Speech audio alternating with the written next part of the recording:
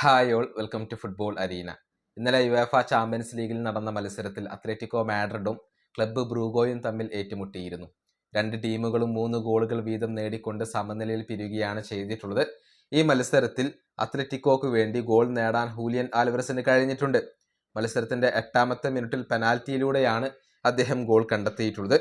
ഇപ്പോൾ ആ ഒരു മികവിലേക്ക് തിരിച്ചെത്താൻ ഹൂലിയൻ ആൽവരസിന് സാധിക്കുന്നു എന്നുള്ളത് എടുത്തു പറയേണ്ട ഒരു കാര്യമാണ്. ഇതോടൊപ്പം മറ്റൊരു കണക്ക് കൂടി ഇപ്പോൾ പുറത്തേക്ക് വന്നിട്ടുണ്ട്.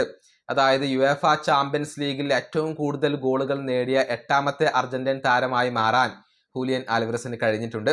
ചാമ്പ്യൻസ് ലീഗിൽ 20 ഗോളുകൾ അദ്ദേഹം പൂർത്തിയാക്കി കഴിഞ്ഞു. അർജന്റീനയിൽ ഏറ്റവും കൂടുതൽ UCL ഗോളുകൾ നേടിയ 8ാമത്തെ താരം അത് ഹൂലിയൻ ആൽവരസ് ആണ്. 1ാം സ്ഥാനത്ത് മറ്റാരുമല്ല, സാക്ഷാൽ ലയണൽ മെസ്സി തന്നെയാണ്. 129 ഗോളുകളാണ് മെസ്സി സ്വന്തമാക്കിയിട്ടുള്ളത്. അതിനുശേഷം ആൽഫ്രെഡോ ഡി സ്റ്റെഫാനോ വരുന്നു, 49 ഗോളുകൾ.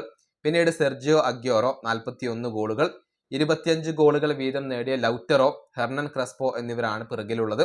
അതിനുശേഷം 24 ഗോളുകൾ വീതം നേടിയ Gonzalo Higuain, Angel Di Maria എന്നിവർ വരുന്നു.